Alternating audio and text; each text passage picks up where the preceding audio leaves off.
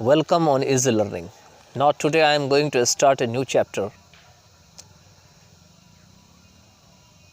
Dolly at the Dentist, written by G.B. Shaw, George Bernard Shaw. So as usual, in this part of the video, I will read the chapter, and then in the other parts of the videos with the words, I will explain the chapter. This is a type of drama. So students, you need to read with me as many times it is possible for the better pronunciation and for the better communication skill.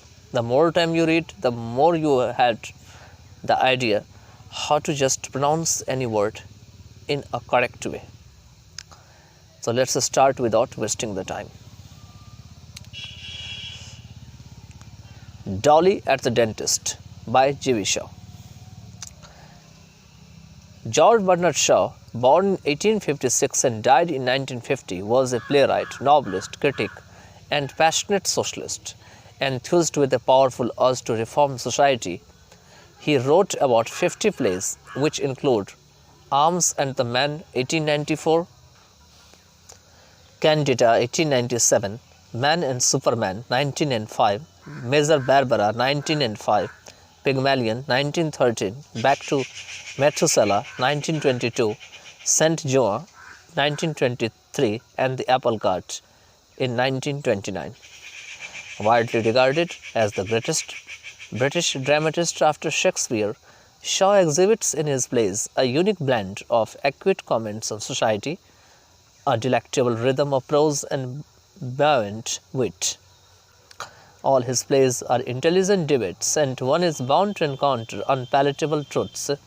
Though beguilingly dressed, Dolly at the Dentist, the piece that follows, is the opening scene from You Never Can Tell. The duel of the sexes, a frequent theme in Shaw's plays, is in the focus here. The scene is short, but the vitality of Shaw's characters and his characteristic wit and humor are evident throughout. The way in which words such as didn't, don't, haven't, and can't are written in this lesson clearly shows Shaw's idea on how the English language should be written. The deliberate omission of apostrophe from didn't, don't, haven't, and can't is a case of Shaw's emphasis on bringing uniformity between speech and writing. Dolly at the Dentist. In a dentist's operating room on a fine August morning in 1896, a very pretty woman in miniature, hardly 18, is seen holding a glass of water in her hand. The expression of tense patience under pain is rapidly clearing from her small, firm-set mouth and quaintly squared eyebrows. The dentist, a handsome young man of 30 or thereabout, watches her with the self-satisfaction of a successful operator. The young lady, handing him the glass, "Thank you, in spite of the biscuit complexion." She has the slightest foreign accent. The dentist, putting it down on the lace of his cabinet of instruments. "That was my first tooth." The young lady, aghast. "Your first? Do you mean to say that you began practicing on me?" The dentist, "Every dentist has to begin with somebody." The young lady, "Yes, somebody in a hospital, not people who pay." The dentist, laughing, "Oh, the hospital doesn't count. I only meant my first tooth in private practice. Why didn't you let me give you gas?" The young lady, "Because you said it would be 5 shillings extra." The dentist, shocked, "Oh, don't say that. It makes me feel as if I had hurt you for the sake of 5 shillings. The young lady, with cool insolence, "Well, so you have." She gets up. "Why shouldn't you? It's your business to hurt people." It amuses him to be treated in this fashion. He chuckles secretly as he proceeds to clean and replace his instruments. She shakes her dress into order, looks inquisitively about her, and goes to the broad window. "You have a good view of the sea from your rooms. Are they expensive?" The dentist, "Yes." The young lady, you don't own the whole house, do you? The dentist, no. The young lady, I thought not, tilting the chair which stands at the writing table and looking critically at it as she spins it round on one leg. Your furniture isn't quite the latest thing, is it? The dentist, it's my landlord's. The young lady, does he own that toothache chair? Pointing to the operation chair. The dentist, no, I have that on the hire purchase system. The young lady, disparagingly, I thought so, looking about in search of further conclusions. I suppose you haven't been here long. The dentist, 6 weeks.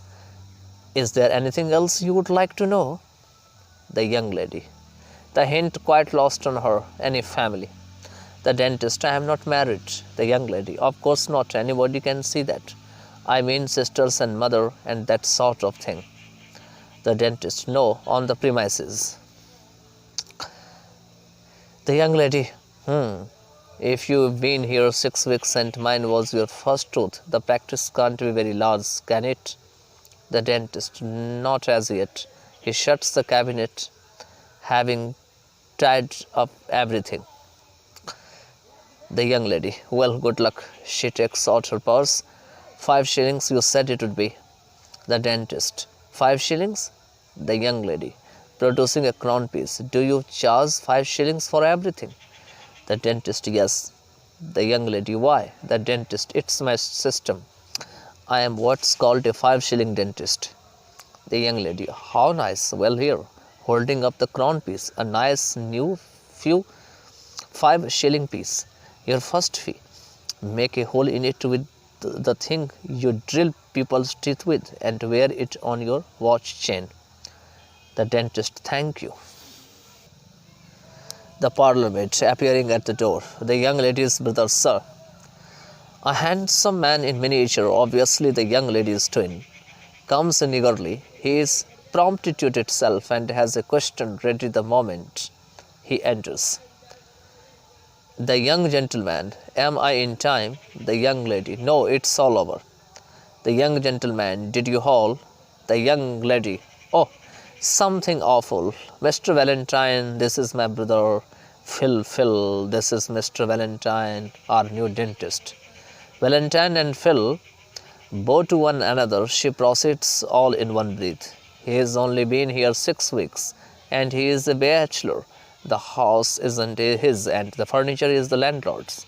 But the professional plant is hired. He got my tooth out beautifully at the first go, and he and I are great friends. Philip, been asking a lot of questions.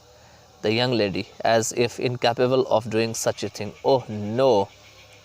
Philip, glad to hear it. To Valentine. So good of you not to mind us, Mr. Valentine. The fact is, we've never been in England before, and our mother tells us that the people here simply won't stand us. Come and lunch with us. Valentine, bewildered by the leaps and bounds with which their acquaintanceship is proceeding, gasps but has no time to reply as the conversation of the twin is swift and continuous. The young lady, oh, do Mr. Valentine, Philip, at the Marine Hotel, 1:30. The young lady, we shall be able to tell Mama that a respectable Englishman has promised to lunch with us. Philip, say no more, Mr. Valentine, you'll come. Valentine, say no more, haven't said anything. May I ask whom I have the pleasure of entertaining? It's really quite impossible for me to lunch at the Marine Hotel with 2 perfect strangers. The young lady, flippantly, oh, what bosh. 1 patient in 6 weeks. What difference does it make to you? Philip, maturely, no, Dolly. My knowledge of human nature confirms me. Valentine's judgment. He is right. Let me introduce Miss Dorothy Clarendon, commonly called Dolly. Valentine bows to Dolly. She nods to him. I am Philip Clarendon. We are from Madeira, but perfectly respectable so far. Valentine, Clandon, are you related to? Dolly, unexpectedly crying out in despair, yes, we are. Valentine, astonished, I beg your pardon. Dolly, oh, we are, it's all over, Philip. They know all about us in England. To Valentine, oh, you can think how maddening it is to be related to a celebrated person and never be valued anywhere for our own sakes. Valentine, but excuse me, the gentleman I was thinking of is not celebrated. Dolly and Philip staring at him. Gentleman. Valentine, yes, I was going to ask whether you were by any chance a daughter of Mr. Densmore Clandon of Newberry Hall. Dolly, vacantly no. Philip, welcome, Dolly. How do you know you're not? Dolly cheered. Oh, I forgot. Of course, perhaps I am. Valentine, don't you know? Philip, no, in the least. Dolly, it's a wise child. Philip, cutting her short. Shh.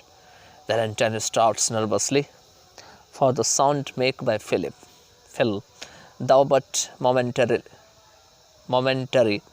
is like cutting a sheet of silk in two with a flash of lightning. It is a result of long practice in checking Dolly's indiscretions. The fact is, Mr. Valentine, we are the children of the celebrated Mrs. Lanfray Clandon, an authoress of great repute in Madeira. No household is complete without her. Walk. We came to London to get away from them. They are called the 20th century treaties. Dolly, 20th century cooking. Philip, 20th century creeds. Dolly, 20th century clothing. Philip, 20th century conduct. Dolly, 20th century children. Philip, 20th century parents. Dolly, cloth, limb, $50. Philip, or mounted or linen for hard family use, $2. No family should be without them. Read them. Mr. Valentine, they'll improve your mind. Dolly, but not till we've gone, please. Philip, quite so. We prefer people with unimproved minds. Our own minds have successfully resisted all our mother's efforts to improve them. Valentine, dubiously, Dolly, echoing him inquiringly, Phil, he prefers people whose minds are improved. Philip, in that case, we shall have to introduce him to the other members of the family, the women of the 20th century, our sister Gloria. Okay, from the next parts of the video, I will explain them.